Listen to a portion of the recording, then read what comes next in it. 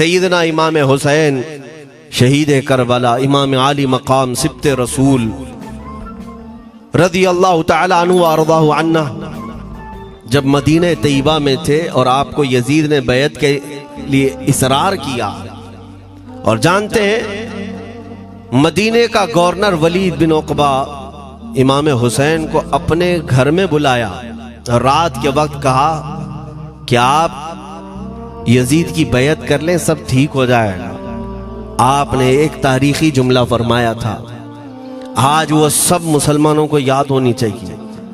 امام حسین نے یہ نہیں کہا میں حسین رسول اللہ کا نواسا یزید کی بیعت کروں گا فاسق و فاجر کی، یہ نہیں کہا آپ نے۔ توجہ چاہتا ہوں، آپ نے یہ نہیں فرمایا، بلکہ یہ فرمایا مجھ جیسا اس جیسے کی بیعت کیسے کر سکتا ہے۔ یہ قیامت تک آنے والوں کے لیے میسج ہے، حسین جیسا کبھی بھی یزید جیسے کی بیعت نہیں کر سکتا، اور نہ ہی ویسوں کی طاقت کو وہ مان سکتا ہے۔ اور الحمدللہ ہماری ماؤں نے بچپن سے ہمیں حسین کو ہی سنایا ہے، یزید کو نہیں۔ اس لیے آج اگر کسی تخت پر یزید بیٹھا ہو تو ہمیں ڈر نہیں لگتا اس بات کا کہ وہ گردن اڑا دے گا، ہمیں اس بات کا خوف نہیں لگتا کہ پھانسی پر چڑھا دے گا۔ ہمیں اس بات کا یقین ہے کہ اگر ہمارے ٹکڑے بھی ہو جائیں گے تو انشاءاللہ ہماری روح کربلا ضرور پہنچیں گی، امام حسین کے ساتھ قیامت کے دن اٹھائے جائیں گے، حق بات کرتے ہوئے اگر دنیا سے جائیں۔ عزیزان گرامی وقار، میں تاریخ کی چند جھلکیاں آپ کے سامنے رکھوں گا۔ مجھے حکم بھی ہوا ہے، بہت جلدی وقت ختم ہو جائے گا، سمیٹنا ہے۔ میں چند مثالیں آپ کے سامنے رکھتا ہوں۔ طاقت کسے کہتے ہیں، قوت کسے کہتے ہیں؟ جیم میں جا کر باڈی بنانے والا طاقتور ہے، کاجو بادام کھانے والا طاقتور ہے، مکے مارنے والا طاقتور ہے۔ کون ہے طاقتور؟ طاقت کسے کہتے ہیں؟ میرے عزیزو، اصل طاقت تو یہ ہے کہ تم استعمال اپنے ہاتھ پیر کچھ بھی نہ کرو لیکن کھلبلی دوسروں میں مچی رہے، یہ اصل طاقت ہے۔ یہ رب تعالیٰ کی طرف سے دی ہوئی ہوتی ہے انعام میں۔ ورنہ آپ سوچ سکتے ہیں کہ حسین اعظم کے ساتھ جو لوگ آئے تھے وہ کل قافلہ کتنا تھا؟ الگ الگ روایتیں، امام حسین کے ساتھ 135 لوگ تھے، بعض روایات میں ہے 96 تھے، 96 لوگ تھے، بعض روایت میں 82 تھے، شہید ہونے والوں کی تعداد 72 ہے۔ لیکن اس بات پر اکثر علماء محدثین کا خیال ہے کہ 82 لوگ تھے، 82 لوگ تھے۔ 82 کے مقابل میں کتنے لوگوں کو آنا چاہیے راستہ روکنے کے لیے؟ اگر کسی عام آدمی سے بھی پوچھے تو ڈبل کر دو، ٹرپل کر دو، 4 گنا زیادہ کر دو۔ نہیں، 82 کو روکنے کے لیے پہلے 1000 لوگ آئے، پھر وہ 1000 کے بعد 4000 پلس آئے، 5000 لوگ صرف 82 لوگوں کو روکنے کے لیے آئے راستہ۔ پھر یہ لوگ 4 دن تک راستہ روکتے ہی رہے، 5000 لوگ مل کر۔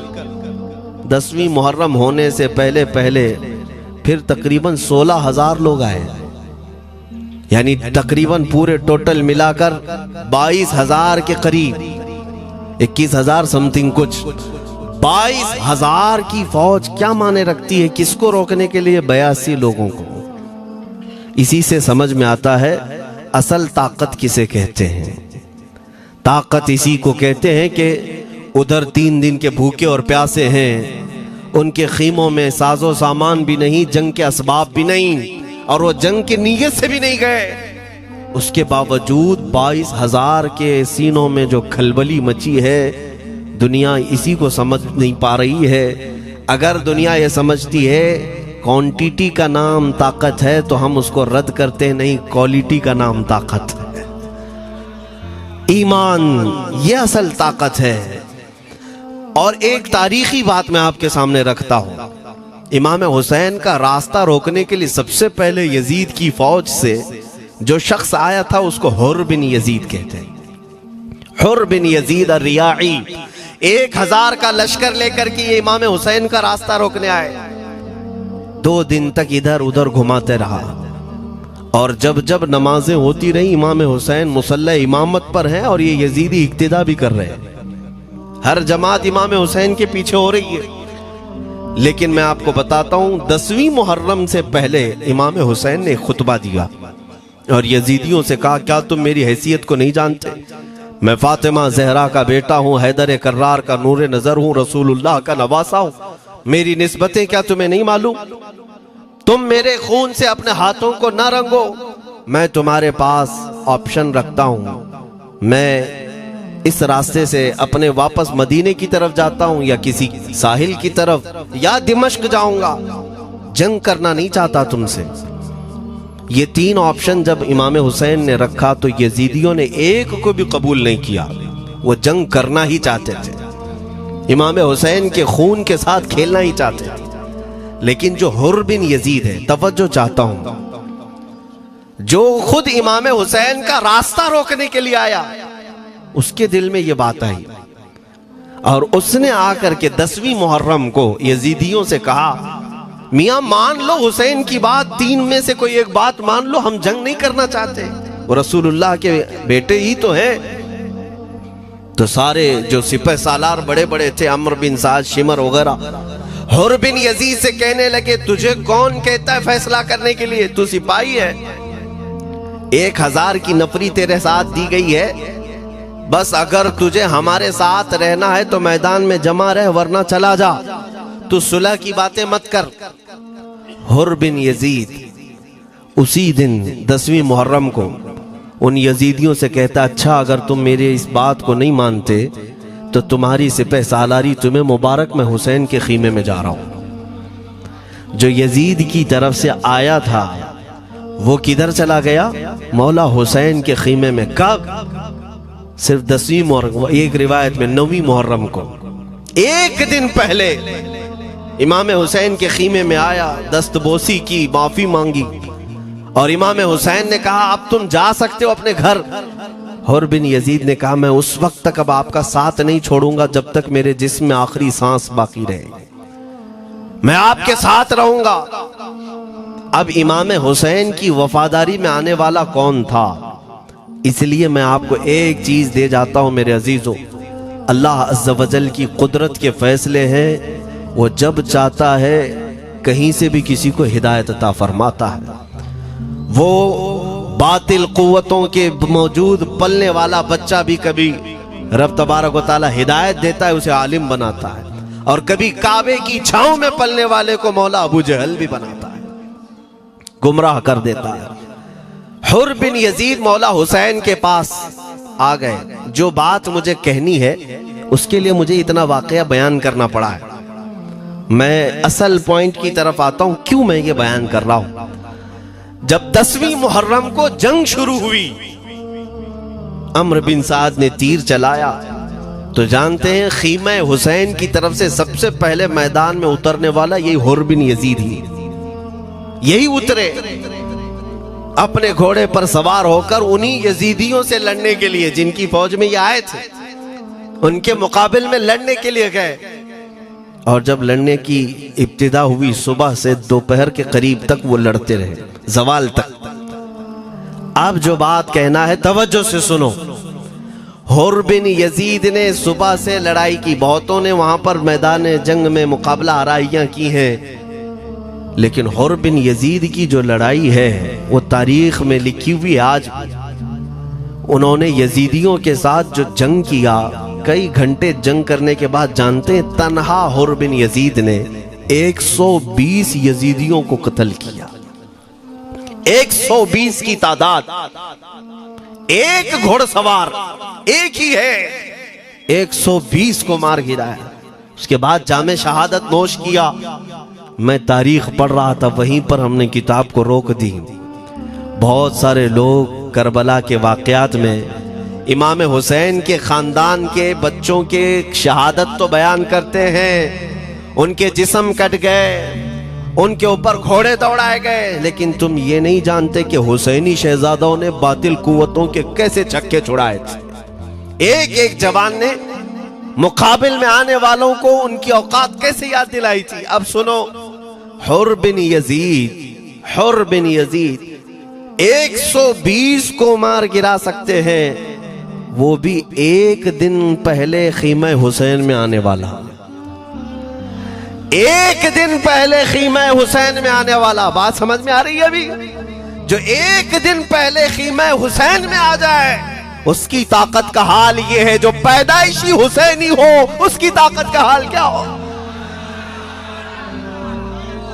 میرے عزیزوں، طاقت کسے کہتے یہ سمجھو۔ یہ اور بات ہے کہ لوگوں کو اپنی ہی اوقات معلوم نہیں، اپنی حیثیت معلوم نہیں ہے۔ ہوتا کیا ہے میں آپ کو بتاؤں۔ علامہ عبد المصطفیٰ اعظمی صاحب نے ایک بڑی پیاری بات لکھی ہے۔ وہ گجرات کے حالات بہت اچھی طرح سے جانتے تھے۔ آپ نے ایک بہت اچھی بات لکھی جو ہمارے تمام چیزوں سے یا آج کے زمانے میں یہ چیز میچ ہوتی ہے۔